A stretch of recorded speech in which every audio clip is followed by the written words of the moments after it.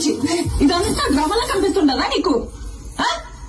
నీ బిడ్డకే కాదు, ఏ ఆడబిడ్డకిటైనా మా ఆయన ఇట్లానే కాపాడతాడు. అది ఆయన నీతి.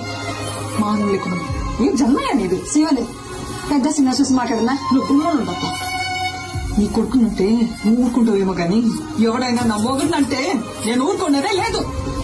నేను చేసిందే కాక మళ్ళా మాట కూడా పడాలా?